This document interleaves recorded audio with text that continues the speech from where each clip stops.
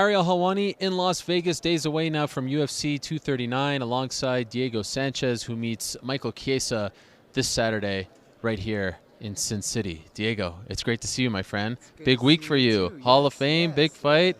How are you feeling? You know, I feel fantastic. It's great to be able to make more history in this sport. Yeah. We just saw your face-off. It was entertaining. It was intense. What was going through your mind there? Because you got all up in his grill. Okay, so yeah, this is you're the second person that asked me what was going through my mind. As a person of feel, I'm not so much mentally going through my mind. I am feeling what I need to feel so that I could see what I need to see to be what I need to be. And Michael Chiesa has written me off as many other men have written me off, as the Vegas odds makers have written me off, as the UFC has time and time again written me off, as they writ me off to not be the Ultimate Fighter winner. I have been written off my whole career. And he writ me off as this old man, that this name, this legend that I can beat to build myself. Oh, Ultimate Fighter versus Ultimate Fighter. Ultimate Fighter versus Ultimate Fighter. 15 versus season 1. Oh, who is going to be the Ultimate Fighter? I ain't this old guy, man. I'm not the old guy. I'm the Jedi. And you're going to see a change. You don't get the old man. You get the real man. The wise man. And I had to look him deep in his eye, through his soul, to let him know this ain't a competition, Vato. This ain't a wrestling match. This ain't a boxing practice. This ain't a sparring match. This is life or death, and I'm coming for your head. I'm coming for the kill Saturday night.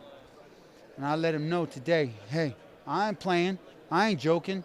This is real. You're going to get hurt. I've been there. I've been in the hospital. I've had over 500 stitches on my face. I've had this. Look, Martin Kamen, BJ Penn, Ricardo Lamas, Gilbert Melendez. My face tells a story of experience, of reverence. And come Saturday night, I'm coming for the kill. I'm coming to kill, steal, and destroy. Kill Michael Chiesa, steal the show, and destroy the confidence in anybody that wants to get in my path. Thank you for that, by the way. Do you feel like he's been disrespectful towards you? No, not at all. He's been extremely respectful, and I'm glad he's been respectful, but I'm glad that I earned his respect. Respect is a term in this sport that is not understood very well. You have to respect a man for his skills, his strengths, and possibly his weaknesses. But for me, I don't focus on his skills, his strengths, and what to respect in a man, because I'm not looking to respect a man. I'm coming to kill this man. I'm coming off with his head. Nate Diaz said it right, kill or be killed. Because I've been in the hospital, because I know the importance of my brain health. I know the importance of my future after fighting. And I speak very clear to you right now. I don't have CTE. I don't have brain trauma. I'll look you in the eyes right now. I am a Jedi, and I am anti-aging, and I proclaim I'm coming for my destiny right now. UFC champion of the world, the belt, it's coming to me. I don't know how it's going to happen, but it will indefinitely happen. The doors are going to open, and the universe is working for me. When do you think it happens? Do you have a sense? It's a matter of time. I don't know how this is going to happen.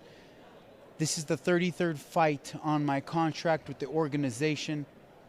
Never taking a break, never taking a year off, never going to another organization. The longest standing of all time. With that longevity and that history and that experience, with performance of the night after performance of the night, fight of the night after fight of the night, more blood than any other fighter in this organization, more sweat than any other man here holding up the UFC banner. That is Diego Sanchez and the legacy that I am holding, walking into the UFC Hall of Fame ceremony on Friday, the same day that I weigh in for a fight, making more history. Going into this fight without the team, with one corner man, making more history. I've never seen a man walk in to the octagon with one corner man. Why one? I only need one. Who is it? His name is Josh Fabio. You have Holly and John here as well, so there's an abundance of coaches. You didn't know? 2-3 weeks ago, I done with Jackson Wink. I did not know that. Yeah. Why? Because for 10 years, 8 years, I was training myself. I was mentoring all these young kids. I was being the guy that brought the Shermanator and made that happen. I started the adaptable MMA. They started that program after Shermanator got his dream to come true. It wasn't till the last camp where 10 days before the fight, I found Josh Fabio, and he found me, and we started working together on movement, like an Edo Portal. I said, you know, I need to move right. And he turned out to be much more than a movement coach. He's a combat coach. He's a mind coach. He's a breathing coach. He's a massage. He's everything. He's a real customado trainer. We've filmed 40 hours of training this camp alone. We film every training session. We watch every training session. We're training in a whole different manner that is completely outside the box. Diego Sanchez does not conform to the box of regularity. I'm not regular. I've never been regular. You watch me on The Ultimate Fighter, taking in energy from the storm, pulling it in. I've tapped into something that is more than the seen, the unseen. That's always been Diego Sanchez. That's why I was special in the beginning. I did what every man thinks you need to do in your 30s. You get married and you have a kid and you settle down. I didn't marry the right woman, you know, that loved me for me. The weirdness, the uniqueness, the specialness. I married a woman that wanted to change me and put me in the box. Cage the animal and put him inside the box. It hurt my career. Fighting at 155 pounds hurt my career. But I thank God because He has given me another chance at my destiny of becoming the UFC gold welterweight champion of the world. Write me off as they have written me off. Say I'm too old. Say I'm too small. I woke up at 172 pounds this morning, fully hydrated, with a big dinner in my stomach. Say I'm too small. Say I ain't enough. I ain't hearing it. I ain't hearing none of that. I know who I am. I've been a warrior for this company. I've been a warrior for my family. I've been a warrior for Jackson Wink. I've been a warrior for New Mexico. I've been a warrior for mixed martial arts. I've been a warrior for myself. No more of being a warrior. You watch me in my last fight, put my hands up like this when I looked at Bruce Buffer. It is time to be crowned the king that I was born to be. It's a king mindset in play. I am not your average cookie jar. I am making magic happen.